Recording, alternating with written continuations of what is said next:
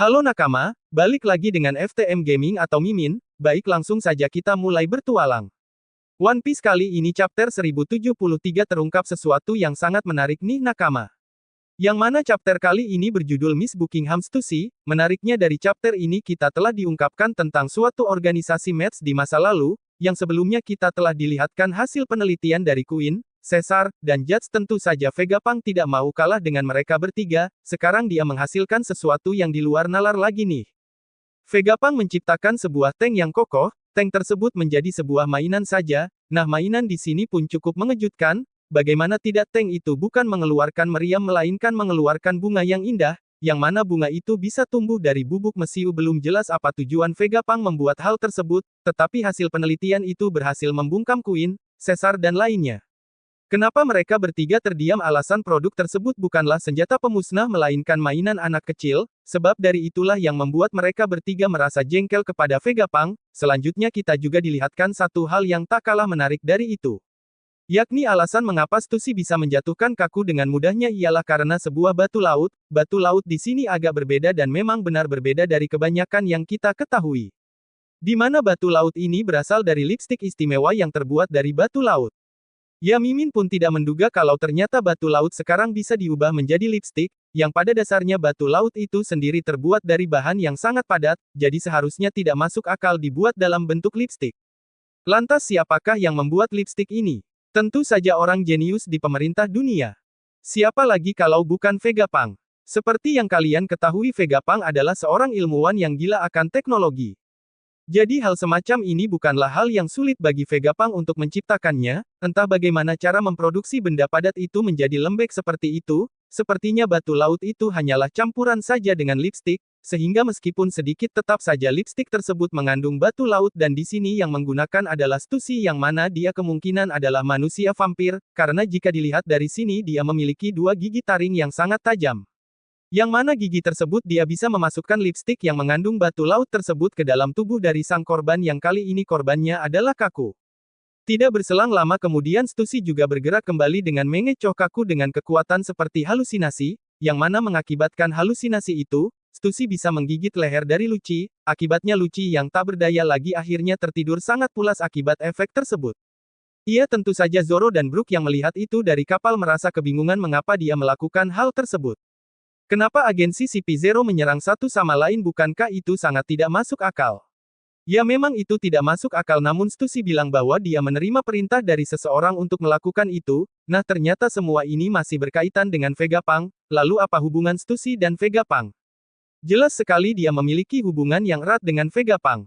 Lantaran tak lain Stussy adalah produk pertama dari penelitian match itu sendiri, yang mana kita artikan bahwa Stussy adalah bawahan dari Vegapunk. Maka sudah jelas Stussy tidak akan mengkhianati Vegapunk. Ternyata orang yang dipanggil oleh Vegapunk, tak lain dan tak bukan orang itu adalah Stussy. Oleh sebab itu sebelumnya Edison enggan melakukan hal tersebut, karena jika dia melakukannya maka sudah pasti Stussy juga akan diburu oleh pemerintah dunia. Di mana ini adalah pertaruhan yang cukup tidak efisien, tetapi berkat bantuan dari Stussy akhirnya dua musuh besar akhirnya tumbang juga.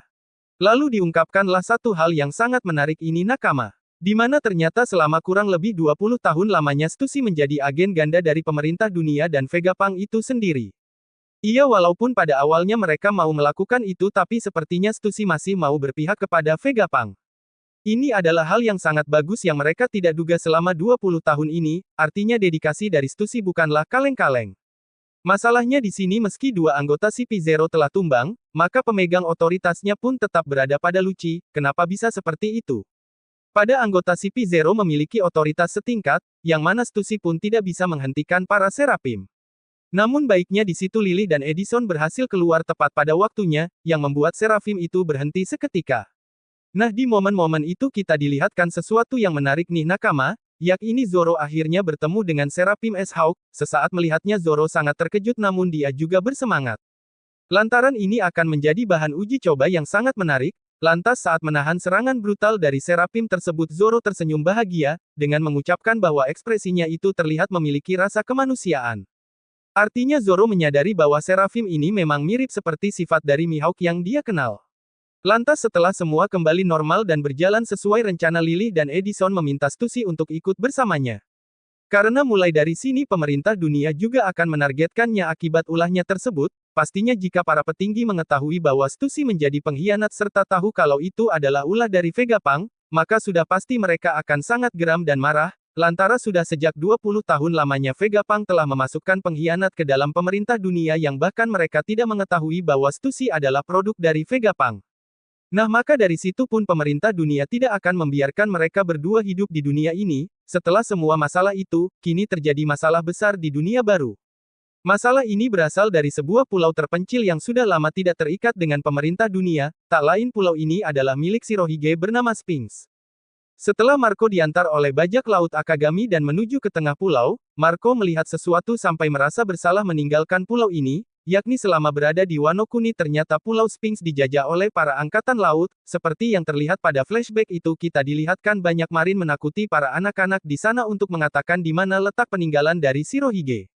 Jika tidak ada yang mau mengatakannya mereka akan membunuhnya walau anak-anak sekalipun, bertepatan sekali bahwa pulau ini tidak terikat dengan pemerintah dunia maka sudah pasti menjajah pulau ini tidak ada larangan sama sekali, seperti yang kalian lihat para anak-anak dan lansia yang berada di pulau itu tidak berdaya melawan para marin, bahkan nyawa mereka hampir direnggut oleh angkatan laut. Untungnya semua pertikaian itu terhenti dari seseorang yang baru datang dengan kapak besar menghempaskan para angkatan laut. Dia sangat marah kroco-kroco seperti mereka menjajah tempat peninggalan ayahnya, dia tepat sekali orang yang berani melakukan ini kepada angkatan laut, tak lain adalah Edward Weevil, akan kehadiran dari mantan si Cibuke ini banyak dari angkatan laut langsung mundur dari pulau tersebut untuk melaporkan berita itu kepada para petinggi. Para angkatan laut itu meminta bantuan kepada orang terdekat. Nah, kebetulan sekali yang paling dekat di situ adalah seorang admiral yang bernama Aramaki yang biasa kita kenal Ryokugyu.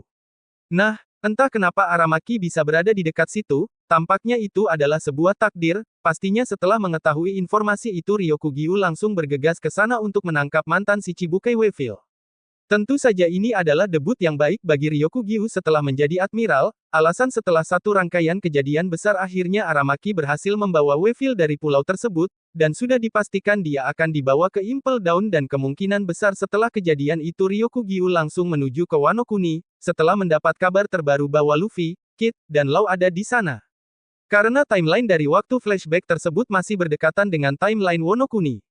Setelah insiden itu Miss Bucking yang tahu, Marco baru pulang langsung memarahinya karena dia pergi dari pulau ini.